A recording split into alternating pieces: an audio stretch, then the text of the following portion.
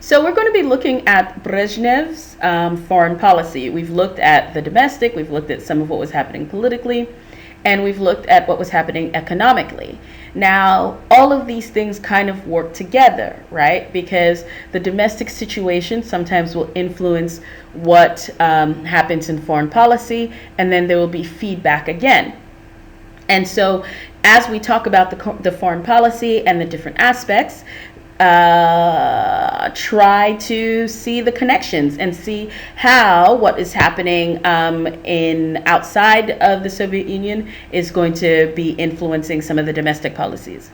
And right there, I know you guys have been staring at this picture of Brezhnev whispering sweet nothings into the president of the US's ear. Yeah. Which brings us to our learning objectives. So overall, part of this is understanding the overall aims of Russian foreign policy. And by understanding those aims, you get a good idea to understand what the policies were. Specifically in this video, we're going to be looking at the relationship with the West, that is Western Europe and the US. Going to look at those policies and then to analyze the success of those policies. And then part of what you need to do is to understand how the domestic situation impacts the policies. So you should already have looked at the videos that looks at the economic situation within Russia at this time. And then to understand how those policies are then going to affect the foreign policy that is taken. And then, since you already know what is happening within Russia, to connect some of this information about the foreign policy to that information.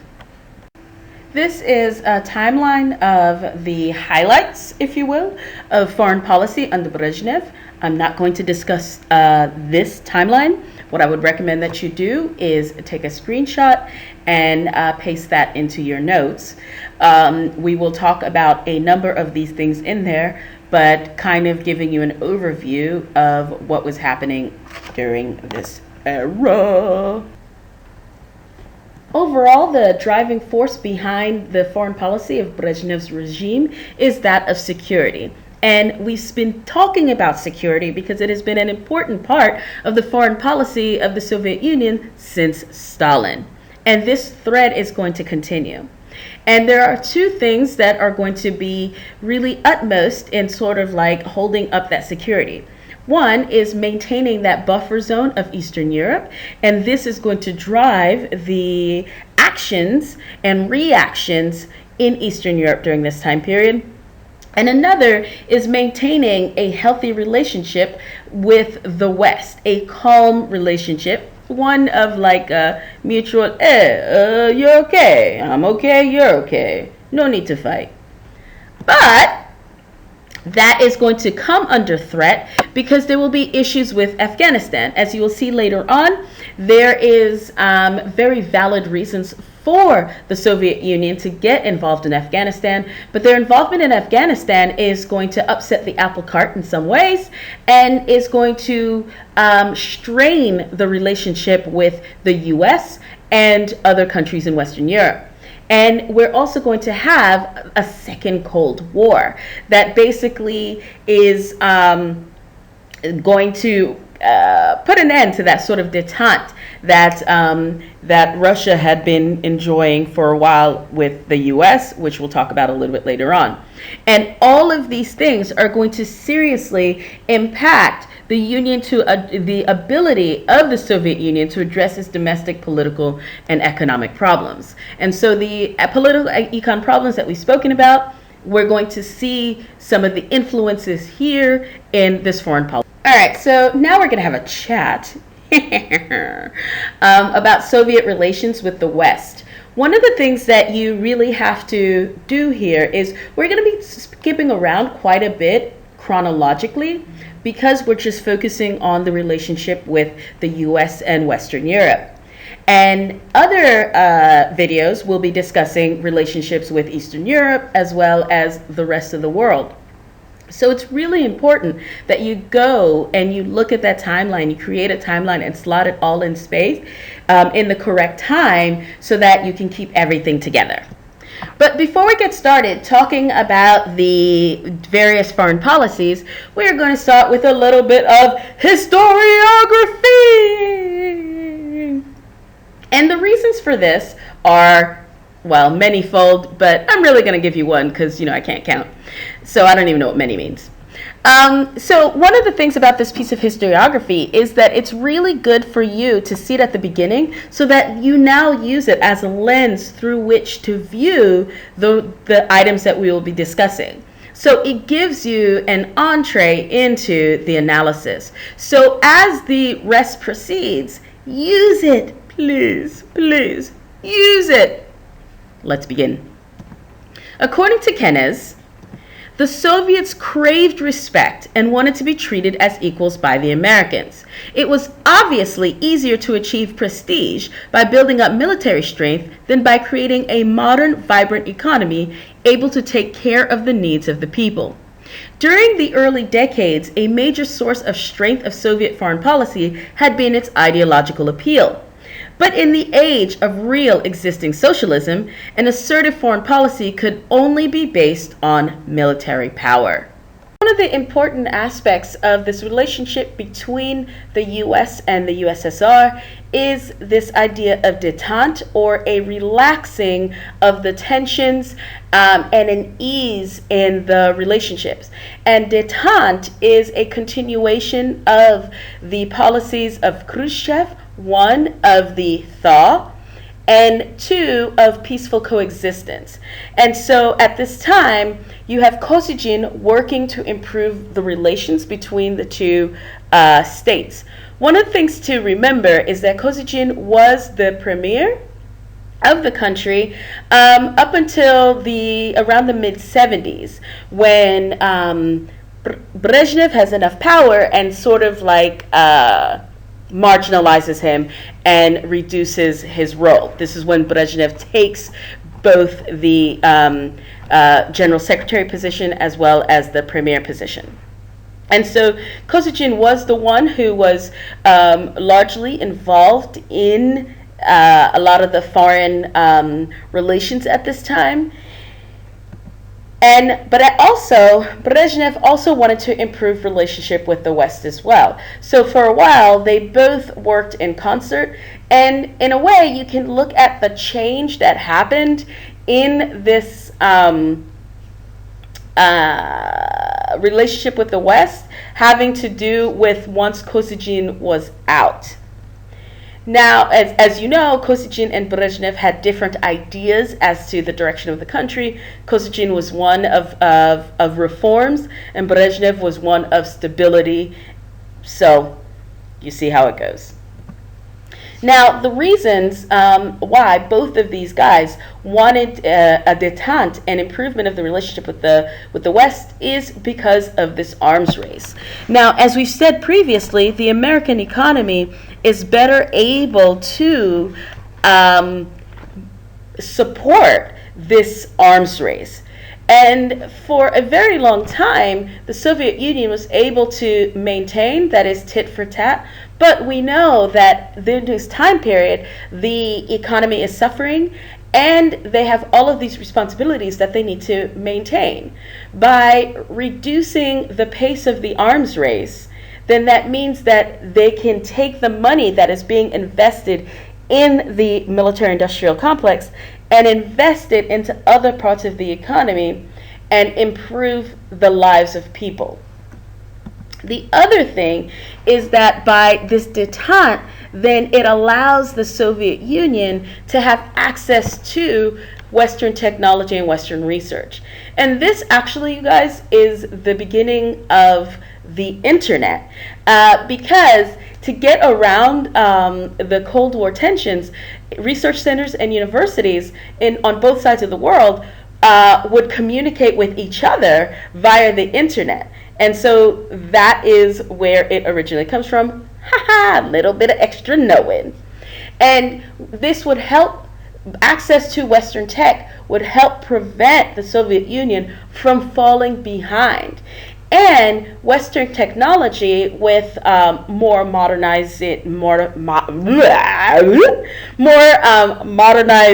functioning, greater efficiency would then therefore improve the Soviet economy, which was suffering from using inefficient and outdated machinery. Now, we know that there is a cooling with the invasion to Czechoslovakia in 1968. This is under discussion in the video that discusses the relationship with Eastern Europe. But Brezhnev helped to bring about this period of détente. Both countries saw a benefit from détente, and also both leaders at this time saw a benefit to their country with the reduction of tensions. So they both worked about to bring a period of détente. And we can see this in a number of things that happened. There's the Moscow Treaty, which settles the question of West Germany. There is basically both sides agree that to recognize the existing borders of the Germany's, and both East and West Germany are now able to join the United Nations. There's a recognition of the sovereignty of each state, and they just kind of put it on the back burner, something that they can deal with later.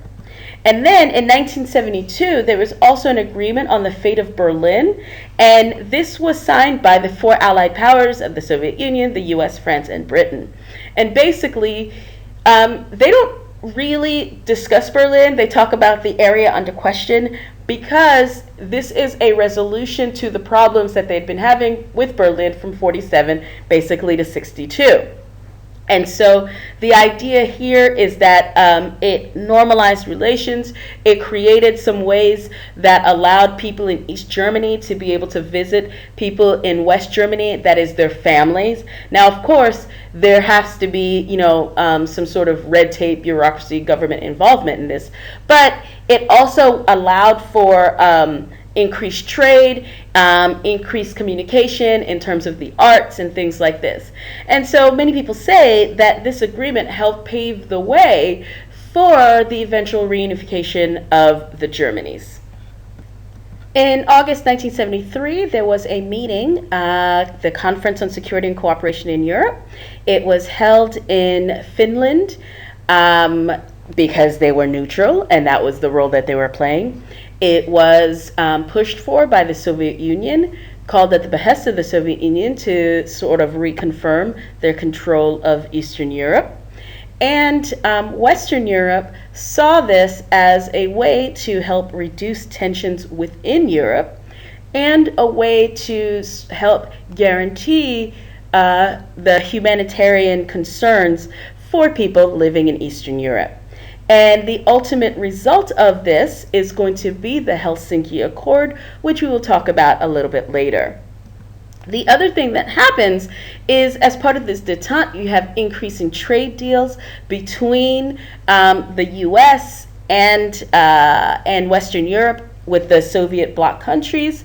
And so there is, because people are feeling more secure and the tension is easing, they feel that it is possible to let the borders be a little bit more porous. And this was definitely to the benefit of people within the Soviet bloc countries, because it means that there's increased access to goods, consumer goods, that people do not have domestically.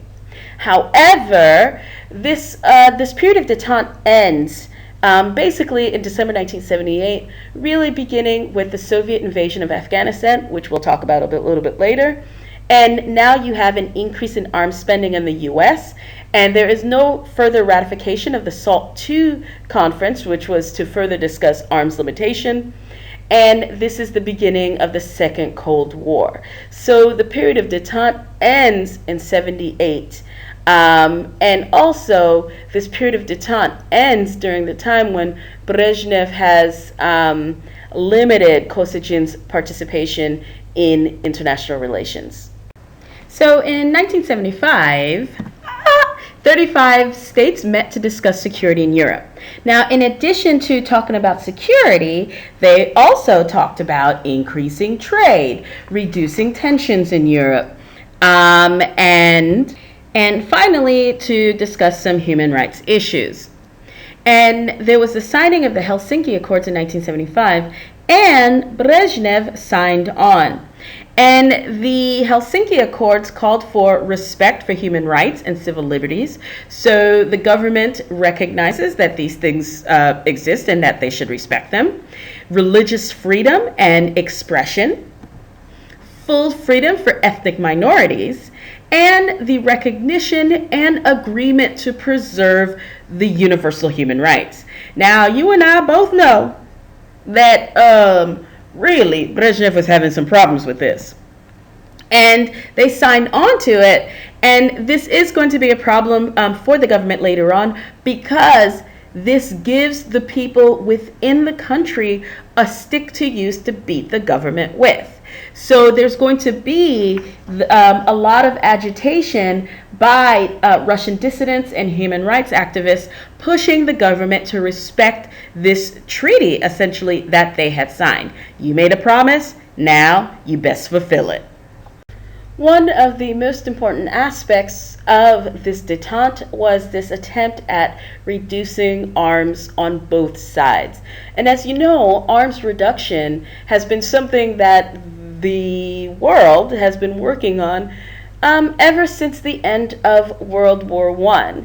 And in a way, you can see this as a continuation of that, but an opportunity to kind of simmer down on the Cold War tensions, reduce the Cold War tensions. And so they met beginning in Helsinki, again, Helsinki, for the SALT talks. And this was the Strategic Arms Limitations Treaty. And it, from 1969 to 70, finally they decided on stuff in 72. And it was to limit the spread of nuclear weapons, limit defensive anti-ballistic missile systems. It also limited the amount of nuclear submarines that NATO could, at both sides, could arm, and things like this. So it just spoke to this reduction in tensions because they are reducing this the arms race, and they're basically saying that the need for this arms is reduced. And again, we have Nixon visits the Soviet Union in 1972, and by this time there have been numerous advancements in space exploration, but they agree to cooperate. And there's a symbolic gesture in which an American spacecraft landed on the Soviet space station for like 5 hot seconds or something. But it's the idea that combining their resources, they can move further. So things were moving on. But as we know, SALT II isn't going to be ratified, and that's really going to be a result of the invasion of Afghanistan.